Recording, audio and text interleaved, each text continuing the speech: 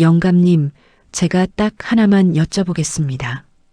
혹시 돈이 많으면 뭐든 살 수 있다고 믿으십니까? 구두쇠로 소문난 부자 영감이 거지 하나에게 전 재산을 털리는 날이 왔습니다. 대체 말 한마디로 어떻게 그 인색한 영감의 곳간 문을 열 수 있었던 걸까요? 저의 이야기가 계속될 수 있도록 구독과 좋아요로 응원의 마음을 보태주세요. 자, 그럼 오늘도 감동적인 옛날 이야기 지금 바로 시작합니다. 옛날 옛적 전라도 전주 땅에 최영감이라는 자가 살고 있었습니다. 마을 사람들은 그를 자린고비 최영감이라 불렀지요. 기와집은 99칸이요. 논밭은 마을을 다 합쳐도 모자랄 만큼 넓었습니다. 그러나 최영감의 밥상에는 된장찌개 하나가 전부였습니다. 반찬이라고는 짠 김치 한 조각과 멸치 3마리 뿐이었지요. 아침마다 최영감은 곳간 앞에 앉아 자물쇠를 어루만졌습니다. 달그락 달그락. 오늘도 잘 있구나. 자물쇠에 대고 인사를 건네는 것이 그의 일과였습니다. 하인들 사이에서는 이런 말이 돌았습니다. 영감님은 자식보다 자물쇠를 더 아끼신다. 맞아. 자식은 부르면 나오지 않아도 자물쇠는 매일 직접 확인하시잖아. 그 말이 틀리지 않았습니다. 최영감의 나이는 65. 슬하에 아들 하나 딸 하나를 두었지만 두 자식 모두 아버지의 인색함에 질려 일찌감치 멀리 떠나버렸습니다. 그래서 최영감의 집에는 늙은 하인 복돌이와 그의 아내 순이만 남아 있었습니다. 마당에는 3년째 같은 집신이 걸려 있었고 처마 끝에 기와는 반쪽이 깨진 채 방치되어 있었습니다. 돈은 넘쳐 흘렀지만 쓰는 일이 없으니 집안 꼴이 그 모양이었습니다. 그래도 최영감은 개의치 않았습니다. 돈은 쓰는 게 아니야. 모으는 거지. 이것이 그의 철학이었습니다. 어느 날 아침 최영감이 곳간 앞에서 자물쇠를 어루만지고 있을 때였습니다. 마을 훈장 노인이 지팡이를 짚고 대문 앞을 지나가다 잠시 멈추었습니다. 훈장 노인은 최영감을 보며 빙긋이 웃었습니다. 최영감, 요즘도 곳간 자물쇠 인사부터 하시오. 최영감은 자물쇠에서 손을 떼며 헛기침을 했습니다. 어허, 지나가다 무슨 참견이시오? 훈장 노인은 웃음을 거두지 않고 말했습니다. 영감, 내가 오래 살면서 깨달은 게 하나 있어. 무슨 깨달음이오? 돈이란 것은 물과 같소. 최영감이 눈살을 찌푸렸습니다. 물이라니 무슨 뚱딴지 같은 소리를. 훈장 노인은 흔들리지 않고 말을 이었습니다. 물은 흘러야 막소. 고여 있으면 썩지요. 재물도 마찬가지요. 나눌 줄 아는 자에게 재물이 모이고 움켜쥐기만 하는 자에게서 재물은 반드시 떠나가는 법이요. 최영감은 코웃음을 쳤습니다. 허허, 훈장 양반. 그 말씀이 틀렸소. 내가 40년을 모아왔는데 내 재산이 떠나갔소? 더 늘었지. 그야 아직 때가 안 되었을 뿐이요. 훈장 노인은 그 말을 남기고 지팡이를 짚으며 천천히 걸어갔습니다. 최영감은 그 뒷모습을 보며 혀를 찼습니다. 저런 쓸모없는 소리를. 최영감은 그 말을 까맣게 잊어버렸습니다. 적어도 그날은 그랬습니다. 전주 땅에서 최영감만큼 부유한 자는 없었습니다. 그러나 그의 부유함을 부러워하는 자도 없었습니다. 마을 사람들 사이에서는 최영감에 관한 이야기가 끊이지 않았습니다. 아, 있잖아. 최영감이 며칠 전에 두부 장수한테 두부 한 모를 사더니 그게 뭐가 그리 아까웠는지 물을 한 사발 얻어다 두부를 불려서 두 모로 만들었대. 세상에 그럴 수가. 그뿐인 줄 알아? 김장 때는 소금값이 아까워서 간장에 절인다고. 아이고 저런. 마을 장터에 나가서도 최영감의 짠돌이 행각은 유명했습니다. 밥값을 깎고 또 깎아서 상인들이 손사래를 쳤습니다. 저 영감은 돈 냄새만 맡아도 눈이 뒤집힌다니까. 재산이 얼마나 되는지 아무도 몰라. 자기 혼자만 알지. 늙은 하인 복돌이는 최 영감을 50년 가까이 모셨습니다. 허리가 굽고 눈이 침침했지만 영감 곁을 떠나지 않았습니다. 그에게는 최 영감에 대한 깊은 충성심이 있었습니다. 그러나 동시에 영감의 지나친 인색함에 한숨을 내쉬는 날도 많았습니다. 영감님, 처마 기와가 반쪽 깨져 비가 새옵니다. 어서 고쳐야. 고치긴 왜 고쳐? 비 오는 날 그쪽 방 안 쓰면 되지. 하오나 방이 썩어 들어가면 썩을 때까지 쓰면 되지. 아직 멀었어. 한편 최 영감에게는 해묵은 원한을 품은 자가 한 명 있었습니다. 바로 이웃 마을의 박서방이었습니다. 박서방은 10년 전 가뭄이 들었을 때 최 영감에게 쌀 10마를 빌렸다가 2배로 갚았는데도 최 영감이 이자가 부족하다며 논 한 마지기를 빼앗아간 일이 있었습니다. 그 후로 박서방은 이를 갈며 살았습니다. 언젠가는 반드시 저 영감한테 당한 것을 돌려받겠어. 그 다짐이 10년째 이어지고 있었습니다.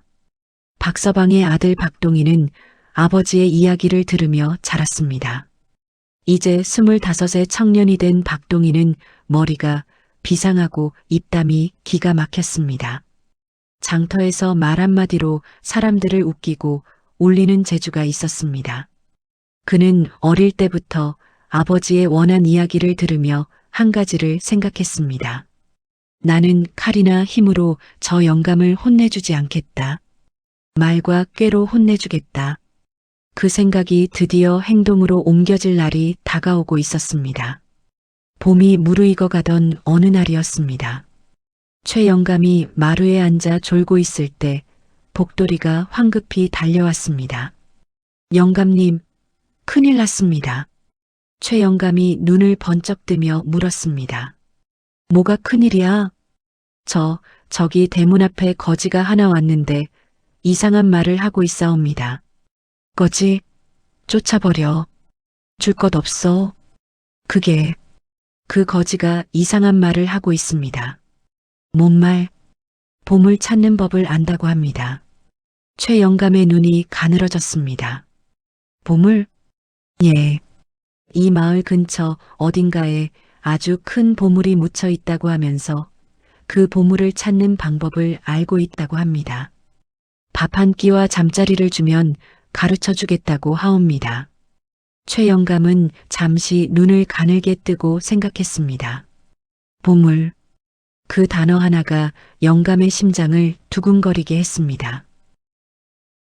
데리고 와봐. 잠시 후 남루한 행색의 거지 하나가 마당에 들어섰습니다. 헝클어진 머리, 때 묻은 옷, 맨발. 그러나 눈빛만은 이상하리만치 또렷했습니다. 최 영감은 마루에서 내려오지 않은 채 거지를 내려다보며 물었습니다. 내가 보물을 안다는 놈이냐? 거지는 꾸벅 절을 하며 말했습니다. 예, 영감님. 소인은 3년을 떠돌며 이 땅의 지맥과 기운을 공부했습니다. 그러다 이 마을 인근에 아주 묵직한 기운이 서린 곳을 발견했지요. 최 영감은 코웃음을 쳤습니다. 거지가 보물을 알아? 그럼 내가 직접 하면 될 것 아니냐?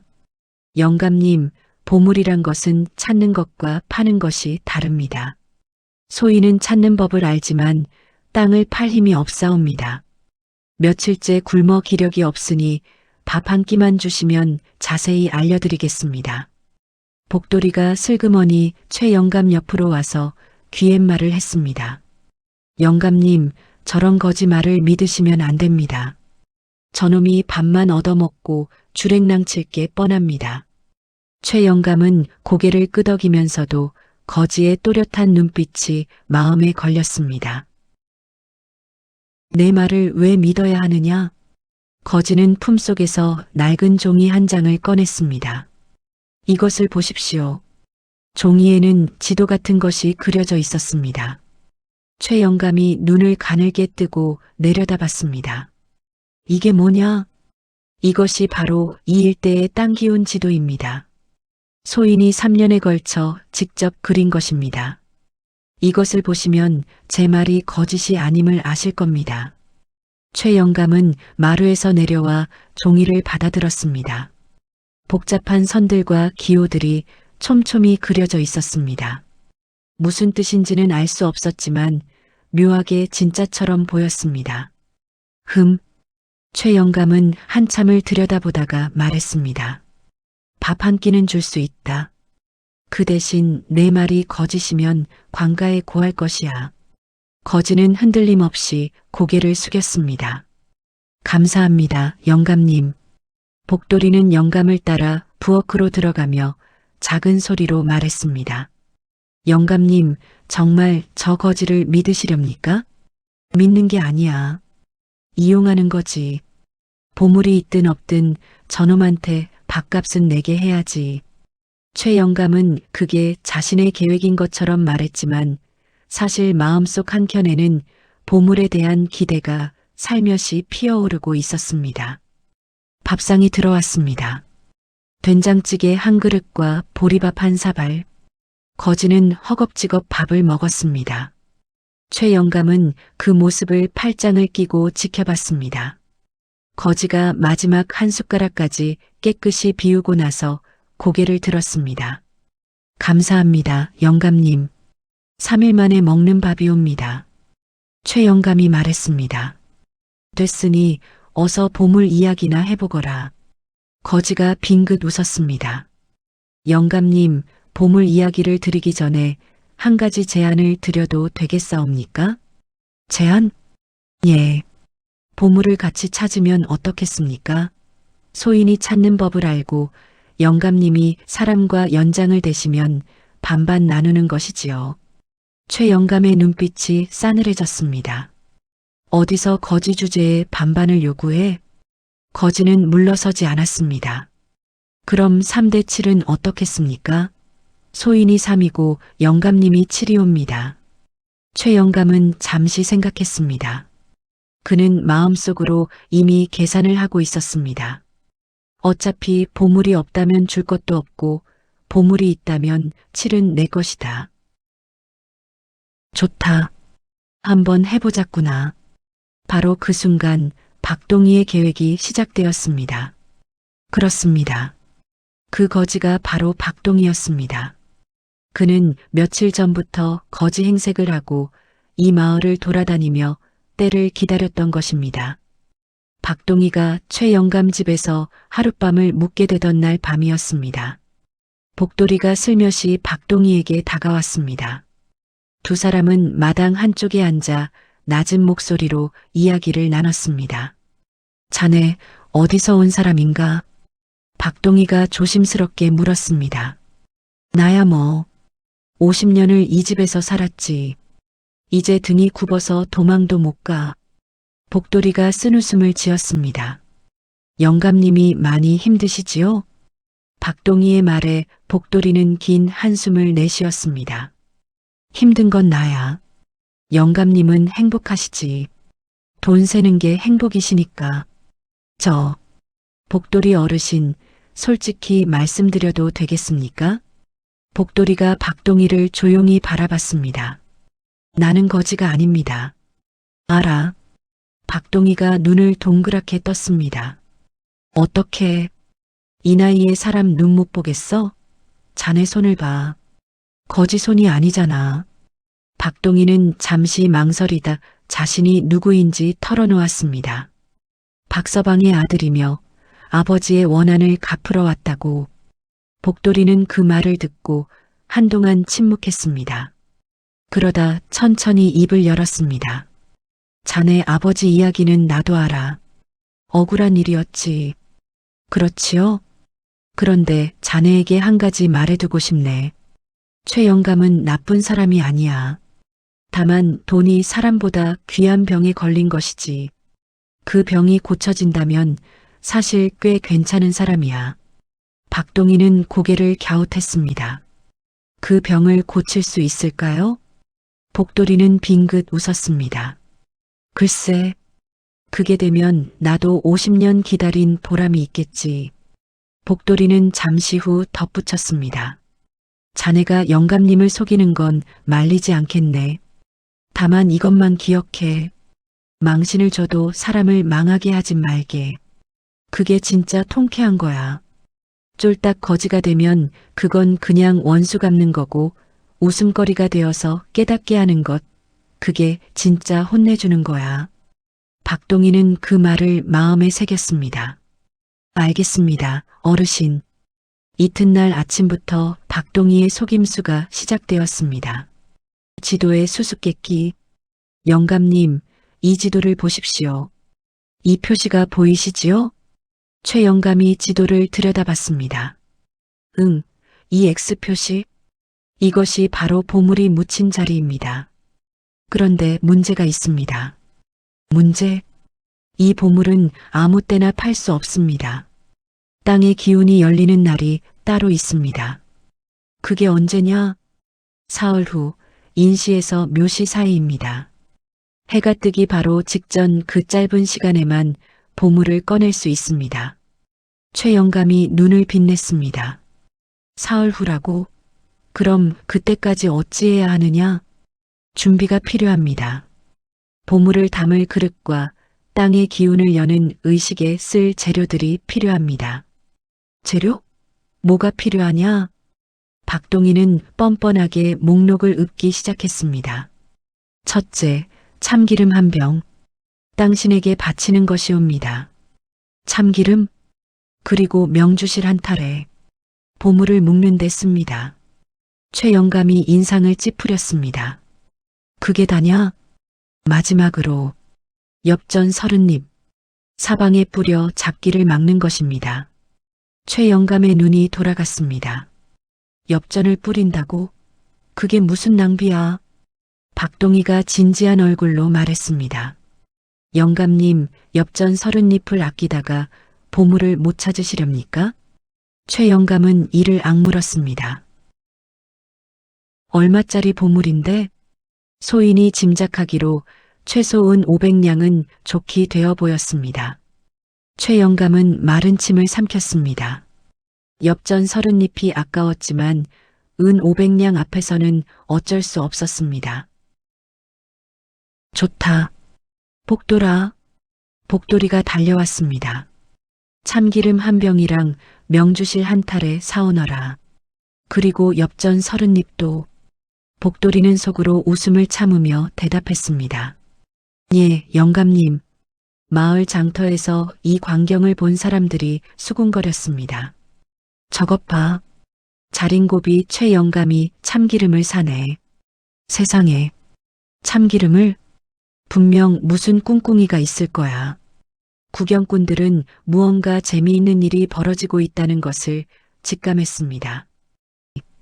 사흘이 지나고 박동희는 최 영감과 함께 밤에 몰래 마을 뒷산으로 올라갔습니다. 복돌이도 뒤를 따랐습니다. 박동희가 여기저기 둘러보다가 멈춰섰습니다. 여기입니다. 여기? 예. 땅을 파보십시오. 최 영감이 복돌이에게 눈짓을 했습니다. 복돌이가 가져온 삽으로 땅을 팠습니다. 1자, 2자, 3자. 나오는 것은 돌과 흙뿐이었습니다. 최 영감의 표정이 일그러졌습니다. 없잖아. 박동희가 당황한 척하며 지도를 다시 들여다봤습니다. 아, 이런이 뭐야? 제가 지도를 거꾸로 봤습니다. 북쪽이 아니라 남쪽이었습니다. 뭐? 최 영감의 얼굴이 불그락푸르락했습니다. 박동희가 재빨리 덧붙였습니다. 영감님, 화내실 것 없습니다. 이건 오히려 좋은 일입니다. 남쪽 방향은 보물이 2배로 묻히는 자리입니다. 은 500냥이 아니라 1000냥이 될 수도 있습니다. 최 영감의 눈빛이 다시 흔들렸습니다. 1000냥? 예. 그 대신 내일 밤 다시 시도해야 합니다. 그리고 이번에는 준비물이 하나 더 필요합니다. 또 뭐가 필요해? 쌀 한 가마니입니다. 당신에게 바치는 것이옵니다. 쌀 한 가마니? 최 영감이 경기를 일으킬 것 같았습니다. 그러나 천냥이라는 말이 계속 귓가에 맴돌았습니다. 그 쌀은 돌려받을 수 있느냐? 박동희가 진지한 얼굴로 고개를 저었습니다. 당신에게 바친 쌀을 어떻게 돌려받습니까? 최 영감은 밤새 잠을 못 잤습니다. 이튿날 박동희는 낮에 슬쩍 마을 장터에 나가 소문을 퍼뜨렸습니다. 여러분, 오늘 밤에 재미있는 구경거리가 생길 것 같습니다. 장터 사람들이 귀를 세웠습니다. 뭔 구경거리요? 자린고비 최 영감이 보물을 찾는다며 밤에 뒷산에 올라갈 것입니다. 쌀 한 가마니까지 들고서요. 하하, 세상에. 그 광경을 보고 싶으신 분들은 오늘 밤 뒷산 자락에 숨어 계십시오. 그날 밤 박동희와 최 영감이 쌀 한 가마니를 짊어지고 뒷산에 올라가자 어둠 속에 마을 사람들이 숨어서 지켜보고 있었습니다. 박동희가 큰 소리로 의식을 시작했습니다. 당신이시여, 이 쌀을 받으소서. 최 영감이 쌀을 땅에 쏟아부었습니다. 이제 삽으로 파십시오. 복돌이가 열심히 땅을 팠습니다. 한 자, 두 자, 세 자, 네 자. 아무것도 나오지 않았습니다. 최 영감이 이마에 땀을 닦으며 물었습니다. 왜 또 없어? 박동희가 뭔가를 생각하는 척하다가 말했습니다. 영감님, 한 가지 여쭤봐도 되겠습니까? 뭐냐? 혹시 영감님 살면서 남에게 빌린 것을 제대로 갚지 않은 일이 있으십니까? 뭐, 당신께서 노하셨습니다. 덕이 있는 자만이 보물을 얻을 수 있는데 영감님께 아직 갚지 않은 빚이 있으신 것 같습니다. 그 순간 어둠 속에서 킥킥 웃음소리가 터져 나왔습니다. 최 영감이 화들짝 놀라 주위를 둘러봤습니다. 누구냐? 여기저기서 횃불이 켜지더니 마을 사람들이 쏟아져 나왔습니다. 하하, 자린고비 영감이 보물 찾으러 왔네. 쌀 한 가마니를 들고 왔어. 저거 얼마짜리야? 아이고, 당신한테 바쳤다고. 최 영감은 그 자리에 얼어붙었습니다. 평생 돈 한 푼 허투루 쓰지 않던 자신이 쌀 한 가마니를 땅에 쏟아부은 것도 모자라 마을 사람들에게 구경거리가 되어버렸습니다. 얼굴이 시뻘겋게 달아올랐습니다. 이놈, 내가 날 속인 것이냐? 박동희가 천천히 마을 사람들 앞으로 걸어 나왔습니다. 박동희는 최 영감 앞에 서서 담담하게 말했습니다. 영감님 맞습니다. 소인이 영감님을 속였습니다. 마을 사람들이 쥐 죽은 듯 조용해졌습니다. 최 영감의 눈에서 불꽃이 튀었습니다. 이고얀 놈, 당장 관가에 고하겠다. 박동희가 물러서지 않았습니다. 영감님, 관가에 가시기 전에 제가 누구인지 아십니까? 알게 뭐냐? 이웃마을 박서방의 아들 박동희입니다. 최 영감의 분노가 잠시 식었습니다. 박서방? 예. 10년 전 영감님이 아버지 논 한마지기를 빼앗아 가셨습니다. 아버지는 그 후로 10년을 눈물로 사셨습니다. 마을 사람들 사이에서 웅성거림이 일었습니다. 맞아, 그런 일이 있었지. 박서방이 그 일로 많이 힘드셨잖아. 최 영감은 입술을 떨었습니다. 그러나 그는 잘못을 인정하지 않았습니다. 그건 계약대로 한 것이야. 내가 뭘 잘못했어. 박동희는 그 말을 듣고 눈빛이 흔들렸습니다. 그는 지금 절반의 승리를 거두었습니다. 마을 사람들을 웃겼고 최 영감에게 망신을 줬습니다. 그러나 최 영감의 마음을 바꾸지는 못했습니다. 박동희는 돌아서며 중얼거렸습니다. 아직 끝나지 않았다. 이튿날 아침 최 영감은 관가에 사람을 보냈습니다. 박동희란 놈을 잡아다 혼내달라. 관가의 포졸들이 박동희를 잡으러 왔습니다. 박동희는 도망가지 않고 순순히 따라갔습니다. 그러면서 복돌이에게 눈짓을 남겼습니다. 관가에서 원님이 박동희를 신문했습니다. 너는 최 영감을 속여 재산을 빼앗으려 한 것이냐? 원님, 소인이 빼앗은 재산이 있습니까? 참기름 한 병, 명주실 한 타래, 엽전 30입, 쌀한가마니입니다. 그건 그렇지만 사기를 친 것은 사실이잖느냐?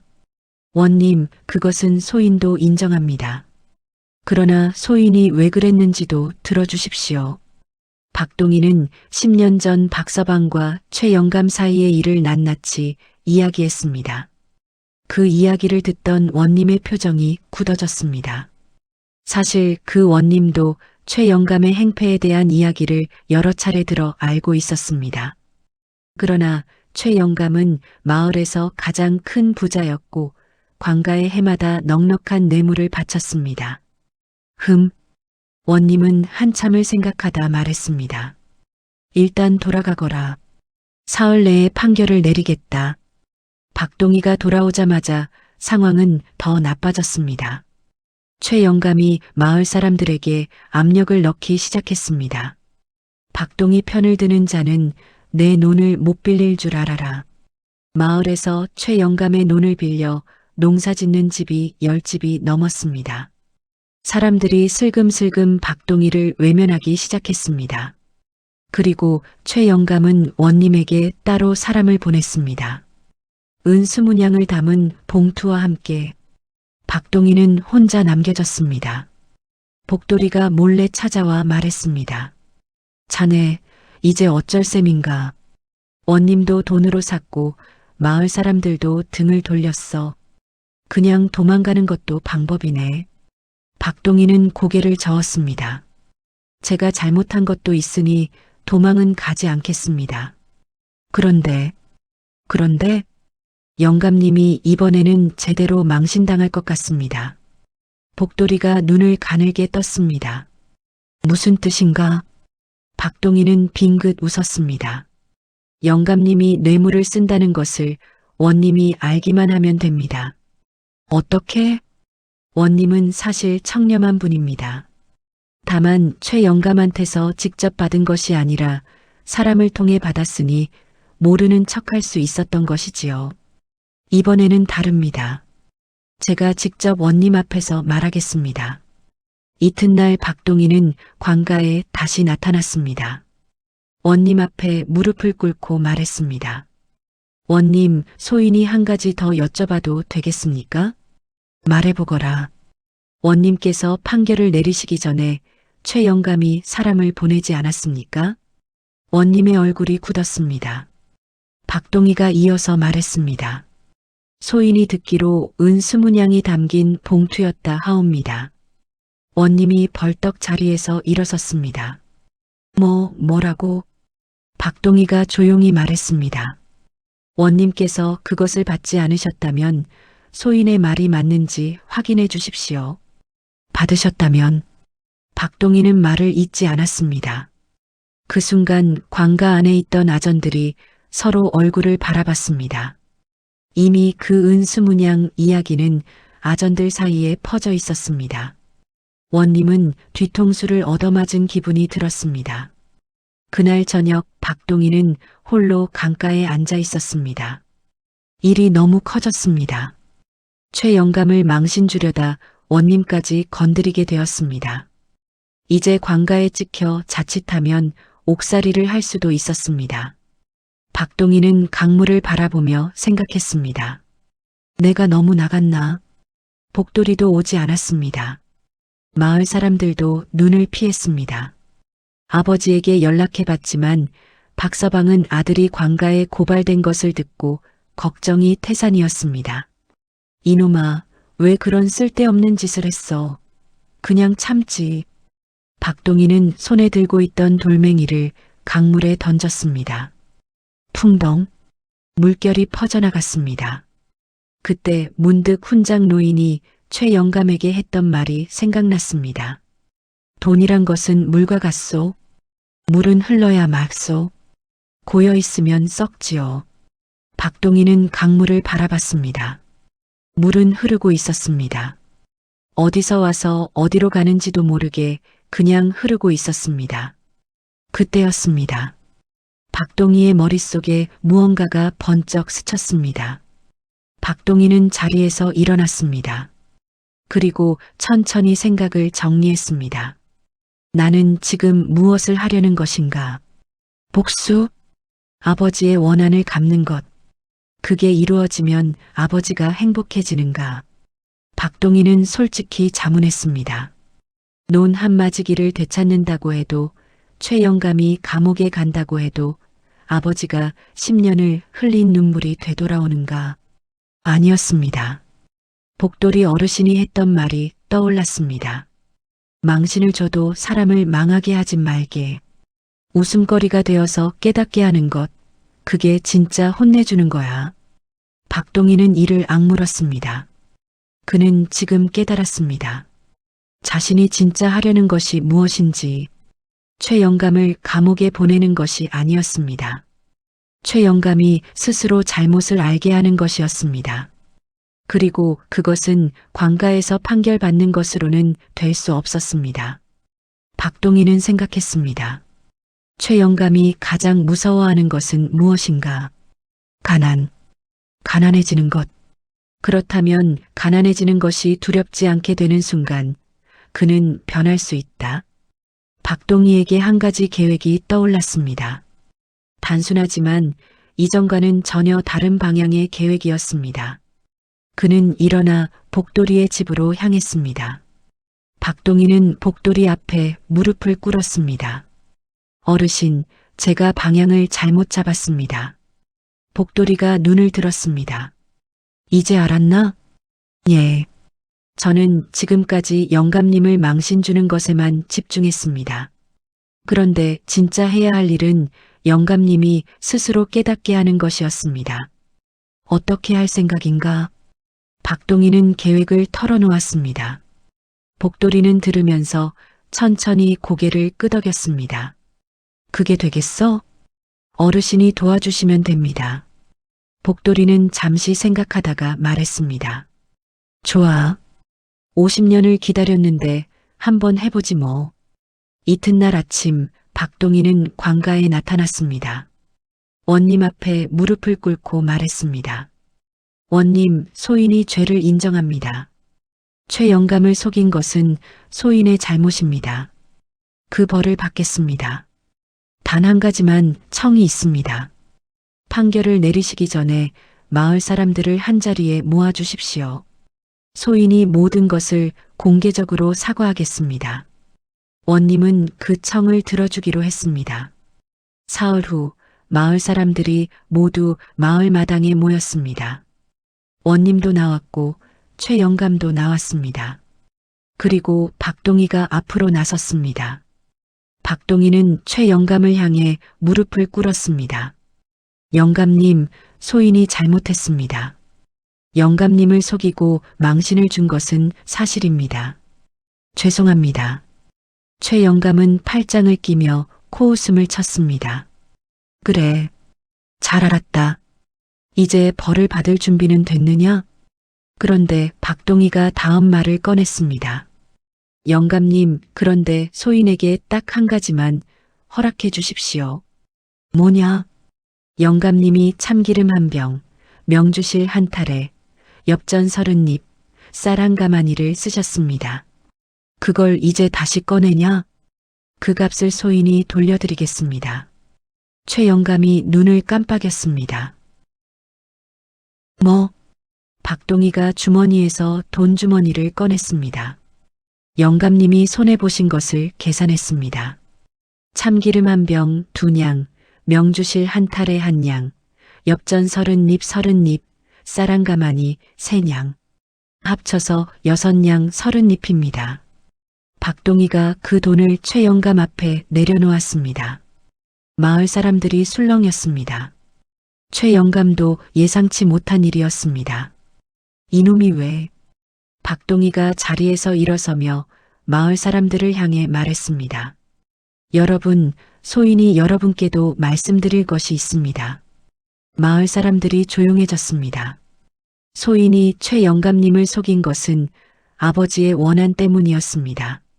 10년 전 아버지께서 억울하게 논을 빼앗겼습니다. 그 원한을 갚으려 했습니다. 그러나 소인이 잘못 생각한 것이 있습니다. 박동희는 잠시 숨을 고르고 이어서 말했습니다. 영감님을 망신 주면 속이 시원할 것이라 생각했습니다. 그러나 그것이 아버지의 눈물을 되돌릴 수는 없었습니다. 진짜 필요한 것은 다른 것이었습니다. 최 영감이 눈살을 찌푸렸습니다. 그래서 뭘 하겠다는 거냐? 박동희는 최 영감을 똑바로 바라보며 말했습니다. 영감님, 딱 한 가지만 여쭤보겠습니다.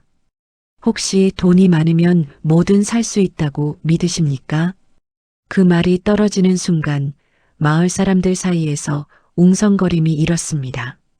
그것은 바로 인트로에서 박동희가 했던 그 질문이었습니다. 최 영감은 대답을 하지 못했습니다. 박동희가 계속 말했습니다. 영감님은 이 마을에서 가장 부유하십니다. 그런데 영감님을 진심으로 좋아하는 사람이 몇이나 됩니까? 최 영감은 아무 말도 하지 못했습니다. 영감님 곁에 남아있는 사람이 복돌이 어르신뿐입니다. 그 어르신은 돈 때문에 곁에 계신 게 아닙니다. 50년을 영감님 곁에서 영감님이 변하길 기다리셨습니다. 복돌이가 마을 사람들 앞에 나서며 말했습니다.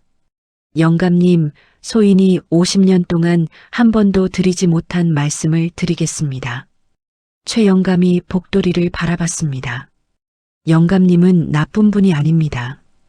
그저 무서운 것이지요. 가난해지는 것이 무서워서 돈을 꼭 쥐고 계신 겁니다. 그런데 영감님, 지금 이 자리에 보십시오. 돈이 아무리 많아도 혼자이면 가난한 것이옵니다. 최 영감의 눈이 흔들렸습니다. 박동희가 마지막으로 말했습니다. 영감님, 소인이 무례를 범한 것은 잘못입니다. 그러나 한 가지만 부탁드립니다. 10년 전 아버지의 논을 돌려주십시오.